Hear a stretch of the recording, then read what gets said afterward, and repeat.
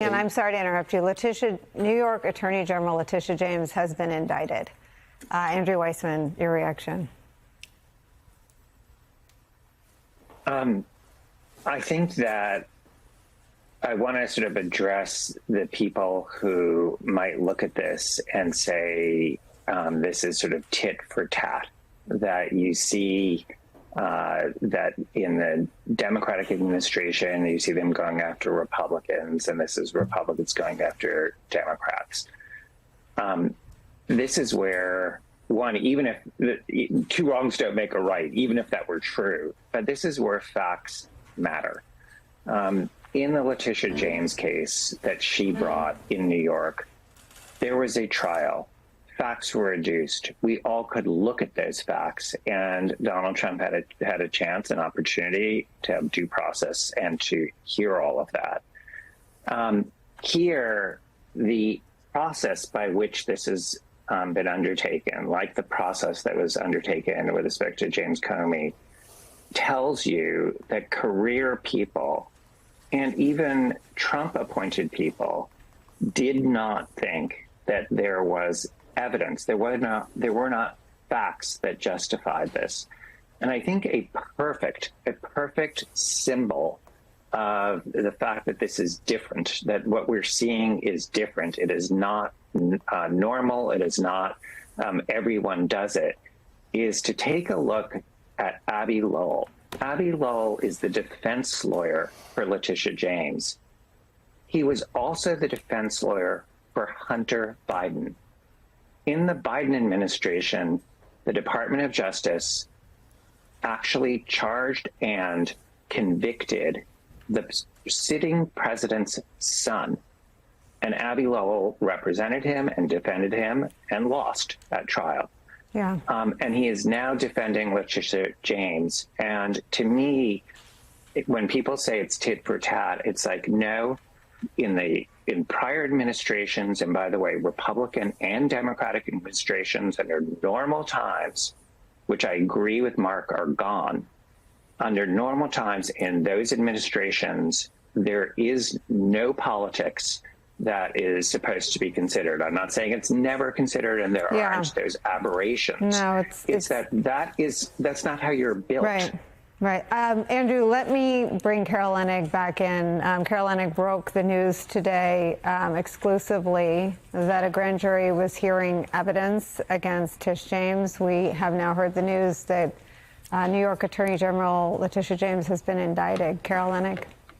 Yeah, a few minutes ago, we confirmed that she was indicted by a grand jury in Alexandria of at least one count of bank fraud, Nicole, and the return was rather speedy. 4 o'clock was when the grand jury was supposed to come back out and present their information to Halligan. There was a four-person in the courtroom along with Halligan, and they released their decision. I will tell you there's one other really interesting element to this that I'm hearing from sources, which is that this grand jury made its decision and listened to the presentation on its very first day in the box. In other words, grand juries sit sometimes for weeks and weeks. This grand jury was impaneled today, and this was their first case and their first decision. Carol, any reaction from any of the resigned or fired U.S. attorneys in the Virginia offices that had looked at these cases and been pressured before Lindsay Halligan's appointment to bring them and refused?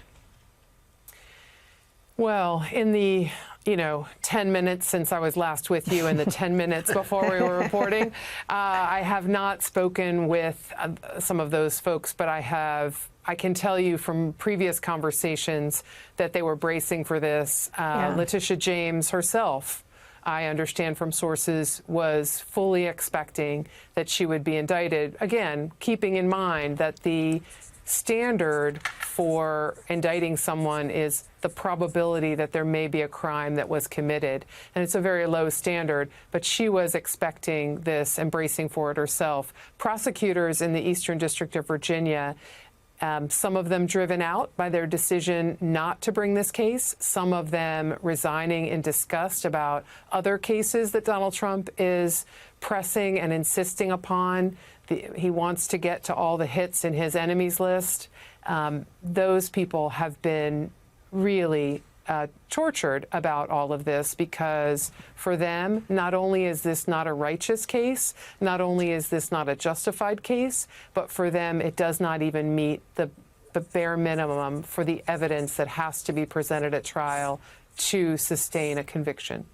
Carol, just talk a little bit about the legacy of this office. This is an office that, other than SDNY, I believe, brings the bulk of terrorism and national security cases. It has a regardless of whether the person who's president is a Democratic politician or Republican politician, this office is pretty storied. It is now forever tainted as the office that Trump's handpicked, underqualified prosecutors bring political prosecutions. This office had a lot of respect among U.S. attorneys' offices in the country for exactly the reason that in the wake of 9/11, it became the home of very thorough, rigorous, and relentless terror prosecutions. It became the home of moving quickly and speedily, but also focusing on the toughest cases, the ones that protect national security, both from international terrorism, from domestic terrorism. It became this place often described as the rocket docket, because there was no flinching, no waiting. You know, prosecutors had a joke of, look, I go to the defense and I say, we're going to indict you on Monday if you don't come in and plead. And Friday passes and they indict on Monday. It had a very unflinching quality about it. But it is part of the behemoth of the Department of Justice. And I think it's so important that you focus on this, Nicole, the legacy. The Department of Justice's manual for prosecutors, its advice to them is, do not bring a case out of pettiness. Do not bring a case out of political or partisan goals. Do not bring a case because you feel some animus to this individual. Bring a case after you rigorously assess the facts, are sure that they are solid and true, and believe that this is in the public interest to bring this case. You know, there is a joke now going around in Washington, D.C., that if Letitia James can be charged with bank fraud, pretty much anybody could, because we fill out financial forms all the time where someone checks the wrong box. We don't know all the facts in Letitia James's case, but the ones we have in front of us, certainly, and the ones that prosecutors in this office assessed multiple times, did not seem like a very strong or righteous case. Well, and Carol, to your point, we don't have all the facts, but Trump's own appointees inside the Department of Justice did. And until Lindsay Halligan got there, Trump's own political appointees to these offices didn't believe there was a case against Letitia James. That's right. And my understanding is that Attorney General Bondi and Deputy Attorney General Todd Blanche, while certainly very fierce supporters of the president, privately had concerns about this case, privately understood where Eric Siebert was coming from and wanted to try to keep that U.S. attorney in place and understood his reservations. Director Brennan, let me bring you in on this, and let me try to sort of honor Mark Elias's note about anchoring the news in the moment in which we are, not in the moment we remember being. You're on this list. Is your life different knowing that without any facts, with Trump being there an entire first term, raging against you and carrying out the revenge he could? I think he took your security clearances away by 2017 or 18, that this isn't a moment where our country is led by a party in the White House, at the Department of Justice, or in Congress, or in the media, which is, I think, where Andrew's note about tit for tat being out there, and I appreciate nipping disinformation in the bud as much as anyone, but there isn't a two sides frame that you can put this story in. MAGA Republicans refuse to indict Jim Comey. MAGA Republicans refuse to indict Tish James. Today, Jim Comey has been arraigned, and 40 minutes ago, Tish James was indicted. Where are we? Well, Nicole, I think this is just one feature that we have seen over the last 9 months in terms of the collapse of the America that we knew. When I look at the footage of ICE raids throughout the country, the deployment of U.S. military, the actions against law firms, universities, other types of organizations that Donald Trump doesn't like, and then going after his critics. I agree with Mark when he said that Donald Trump probably doesn't care. He probably would like people to get convicted, but he knows he can't control that. What he would like, though, is to have the word indicted next to individuals' names. And he knows that he has a Department of Justice that he can exploit and manipulate, and he has an Attorney General who's willing to do the bidding.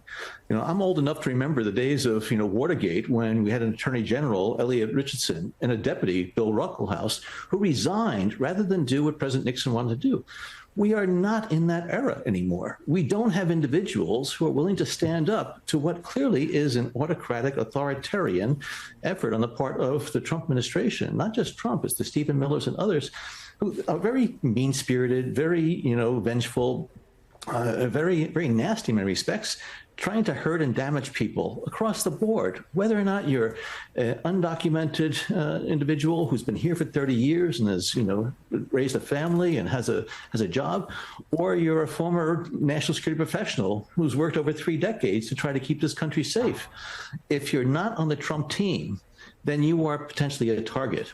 And I think, as Carol mentioned, the way that they're going out now and trolling and looking for ways to be able to indict people or bring charges against people really is something that should worry every American. And the fact that the Republicans in Congress are allowing this to happen, that I find is the most appalling part. Until they grow some, in Congress and really say enough is enough, I think we're going to continue to see these abuses of power, which is what it is. The Trump Justice Department has now secured a new indictment of New York Attorney General Letitia James, a top law enforcement official in New York State. Trump had personally marked her as a target or political enemy for this very indictment, which is now reality. She previously took his company to court in a civil case, a type of enforcement that doesn't carry a possible criminal charge or jail time. And in that civil case, it was about Trump's business practices, one of the things that earned his ire. The new James indictment comes, of course, right after the DOJ's controversial indictment of Trump critic James Comey.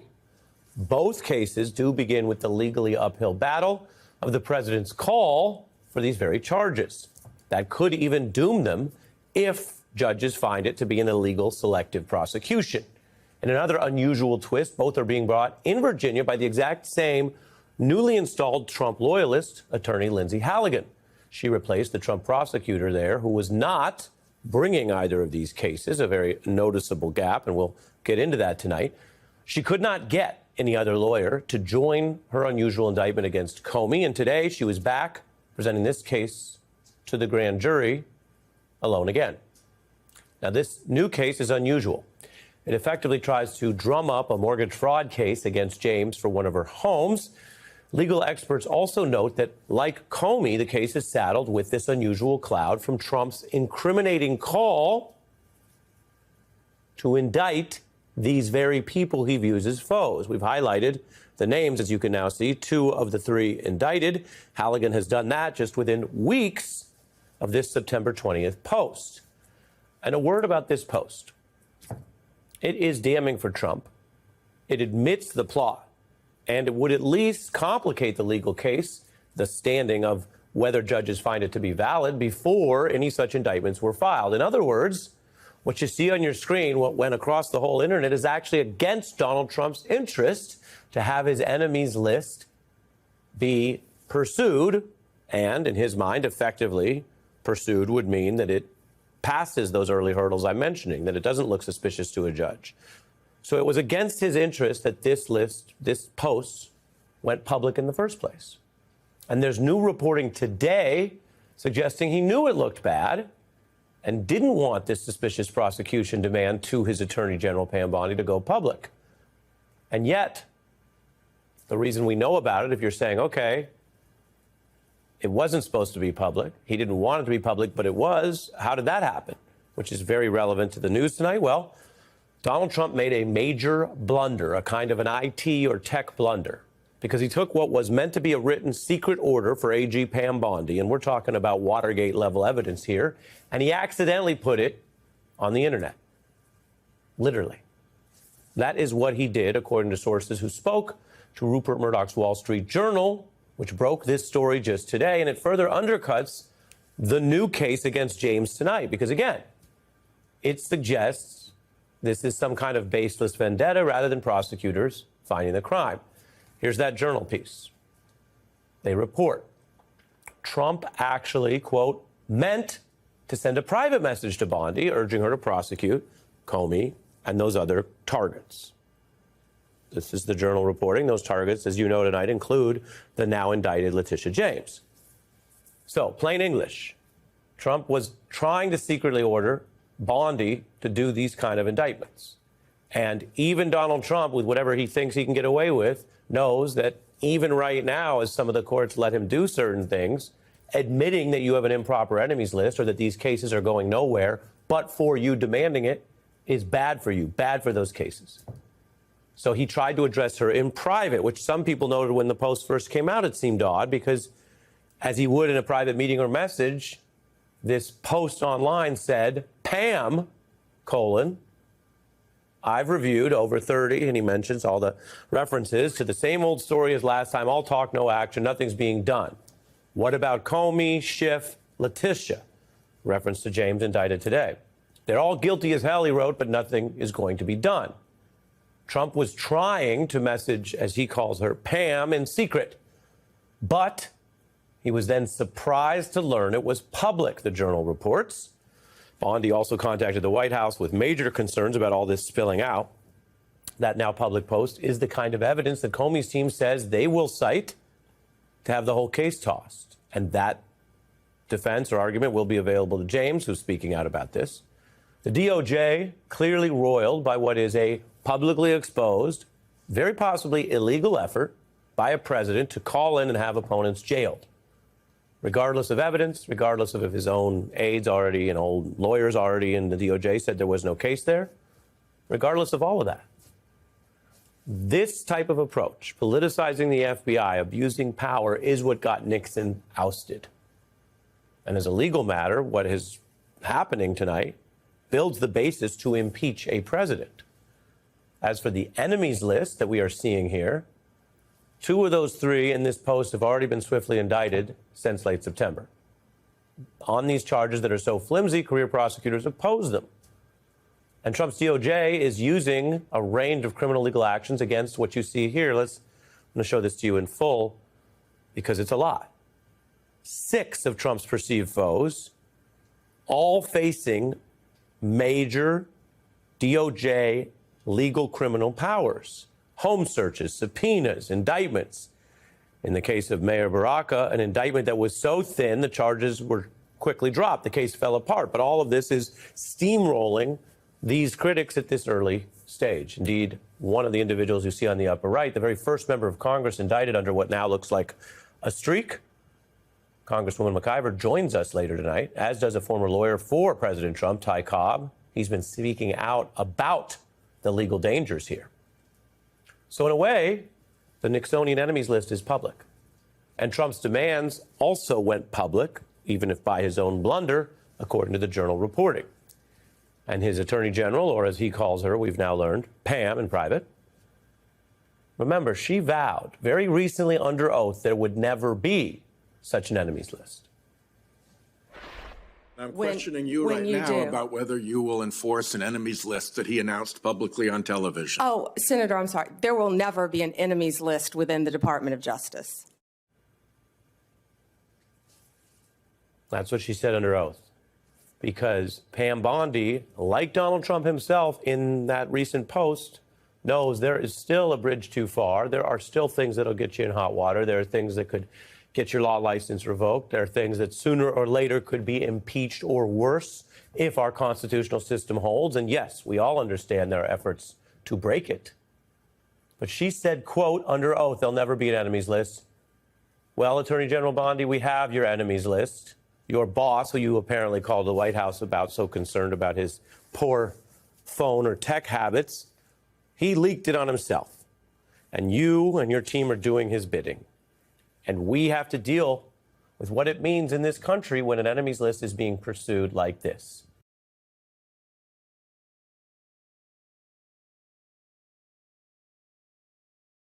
Joining us now, MSNBC legal correspondent Lisa Rubin and MSNBC co-anchor and correspondent Antonia Hilton, who is in Chicago with Mayor Brandon Johnson. Do the people want it out there in Chicago, Antonia? Katie, the community members, clergy members, advocates, lawyers that we have been talking to are absolutely outraged by what they've seen happen. As you just described here, there is the legal fight that's transpiring, but there's also the constant battle people feel that they are in out in the streets of this city. Even just moments before we came on air, our team has been receiving reports from community members describing ICE actions happening in Latino communities like Cicero, but ICE is now starting to expand, they say, even to suburbs around the city. And Mayor Johnson, you have been all over this. You had a presser earlier this morning talking specifically about these enforcement actions happening in front of schools. Tell us more about that, what you are starting to hear and see in this city. Well, it's absolutely heart-aching of what the federal government is doing right now to the people, not just in Chicago, but to residents across this country, using a federalized, militarized, private operation, ICE. This president has fomented chaos and has caused a great deal of terror. You have families being separated from one another.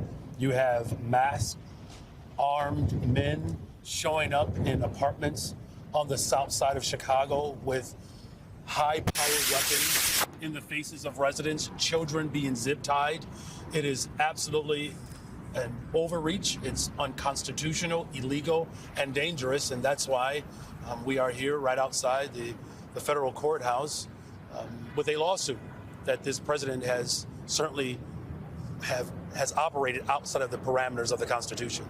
I want to show you, Mayor, a video of something that happened about a mile from where we are right now at 2:51 p.m. yesterday. Our team has confirmed that this incident happened with two different sources. It depicts a woman, you're going to start to see some of this interaction here on screen, who is detained. And while we have not been able yet, we're in the process of getting in touch with the woman who you see in this video. This happened outside of a school here in your city. So there were children who were witness to this. And I want to give you and our viewers a moment to watch what happens here.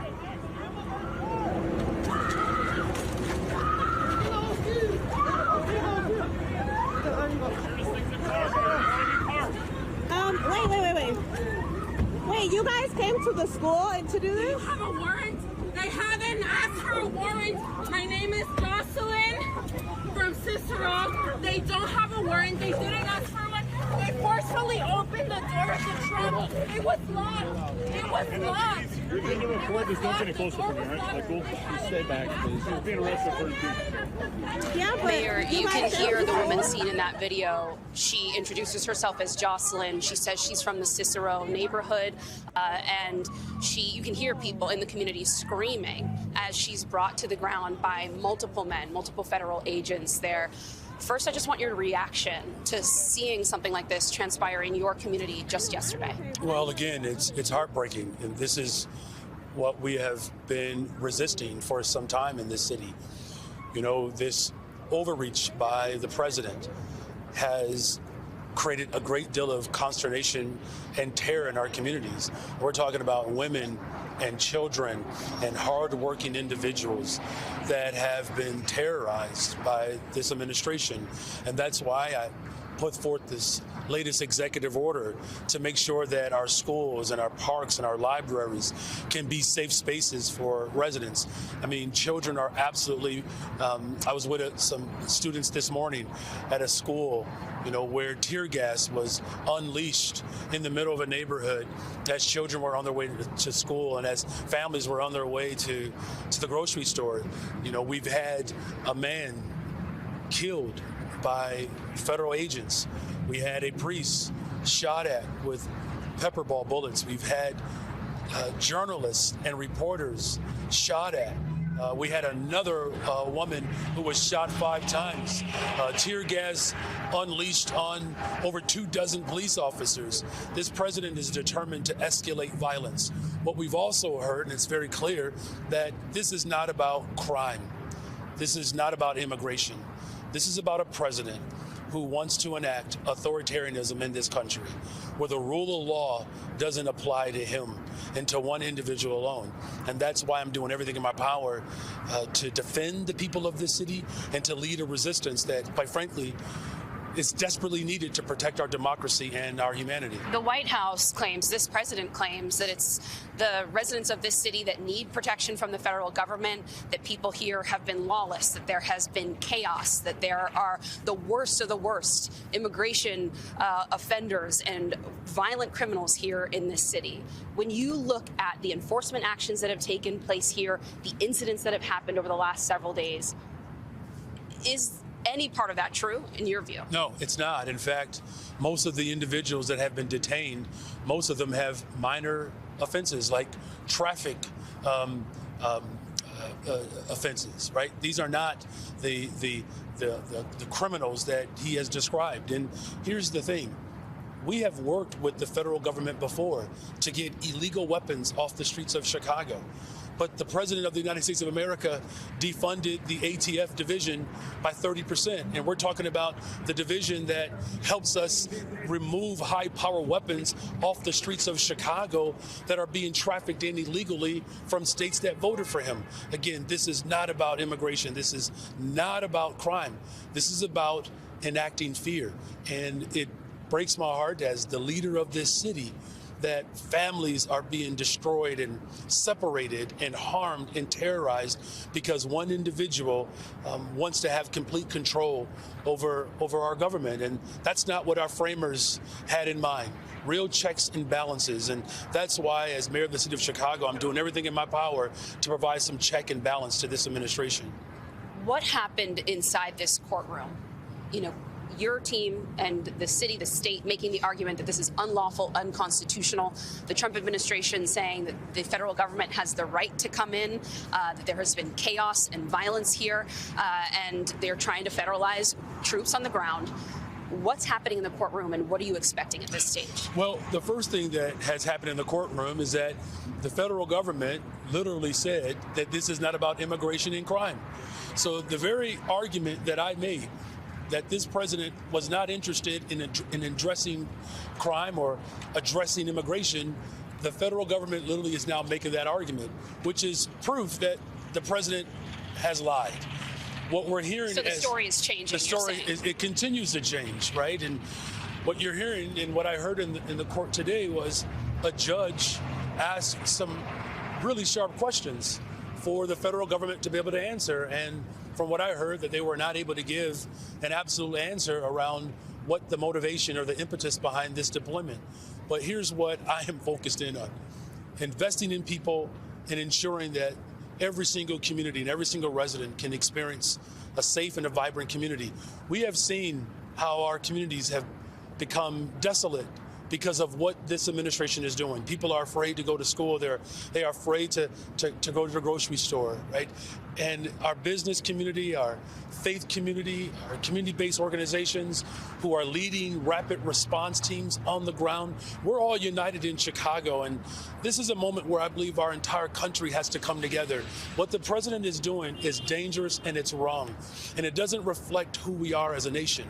And it's incumbent upon all of us at this moment as working people across the globe that we have to remain firm and united to protect democracy and to protect, the very basic needs that every single human being deserves across this country. Our team has actually spoken with families who describe needing to find friends to take their kids to school instead because they're fearful that something like what we just showed to our viewers moments ago could happen to them or someone that they love. What's your message to Chicagoans right now who are living in fear, unsure if they should go to work, to appointments, to school?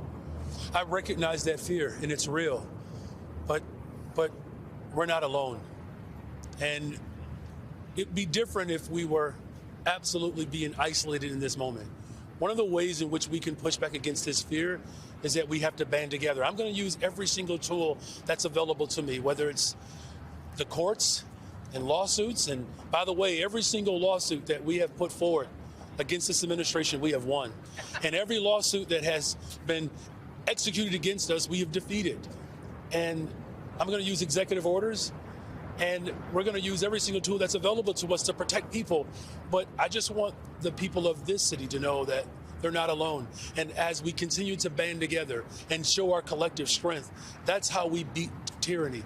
That's how we defeat authoritarianism. It's going to take black, brown, white, Asian folks from across this city and across this country to band together to send a clear message to Washington, D.C. that we would not be trampled on, we will not cower, we will not bend, we will not be intimidated, and we're going to protect the very fundamental rights that so many people fought and died for in this country. And we're not going to allow this administration to unravel everything that this country has done to secure the sanctity of the basic needs that every single human deserves. Mayor Brandon Johnson, thank you so much for your time today. We appreciate you. Know how busy your team is, literally coming steps out of the courtroom to make time for us here at MSNBC. We appreciate you. Thank you. Katie, we are waiting for possible word from that judge we just discussed with the mayor there to see what's going to happen with the federalization of troops here on the ground. We learned from court filings earlier today that already there are about 200 National Guard members, 300 of the National Guard members of Illinois who are sort of ready if necessary. And that kind of action, spreading enforcement across the city, is certainly what the city and the governor's office are trying to stop right now, Katie. Yeah, it was really heartbreaking to watch that video. Antonia Hilton, thank you for that, and thank you for that interview with the mayor there. Election races are heating up, from a contentious New Jersey gubernatorial debate last night to a now viral interview. That TV interview with former Democratic Congresswoman Katie Porter, who's running for California governor. What do you say to the 40% of California voters who you'll need in order to win, who voted for Trump? How would I need them in order to win, ma'am? We've also asked the other candidates, do you think you need any of those 40% of California voters to win? And you're saying, no, you don't. No, I'm saying I'm going to try to win every vote I can. And what I'm saying to you is that... Well, to those voters, okay, so you... I don't want to keep doing this. I'm going to call it. Okay. Thank you. You're not going to do the interview with us? Nope, not like this. I'm not. Not with 7 follow-ups to every single question you ask. Every other candidate has answered. I don't care. Follow-ups. I don't care. I am an investigative reporter. I've never had to do this before, ever. You've never had to have a conversation with to end a an reporter? interview. Okay, but every other candidate has done this. What part of I'm me? I'm running for governor because I'm a leader.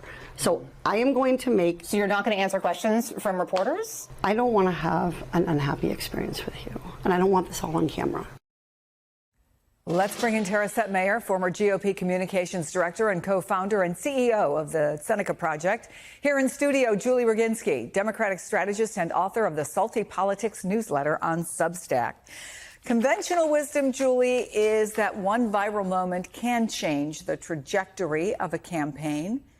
Is that one of those moments? It's not a good look. And as somebody who runs a nonprofit dedicated to good workplace behavior, that's not modeling good behavior. It's not a workplace issue, but she does have workplace behavior issues, according to former staffers. Look, why can't we just treat people with respect? You don't have to emulate Donald Trump at everything. You don't have to sit there and treat a reporter who's doing her job like she works for you. She doesn't, right? You're a journalist. You get to ask whatever questions you want. I'm not going to rip my mic off if I don't like your follow-up questions.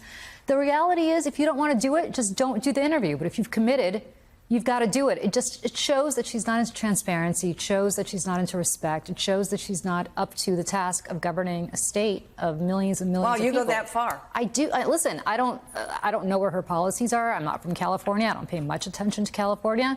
But I do pay attention to something like this. And if somebody is going to treat a fellow constituent this way, maybe this is not the job for them. Tara, once a viral moment happens, people go digging, right? And Politico has just released a video of Porter kind of tearing into a staffer during an interview she did 4 years ago. Take a listen to that. We're going to lose more than 500,000 Californians dying prematurely to air pollution and other problems. And the state could lose... Get out of my shop. You also were in my shop before that. Stay out of my shop. Okay, I'm going to start again. Look, It's uncomfortable to watch, as was the first one. But here's my question.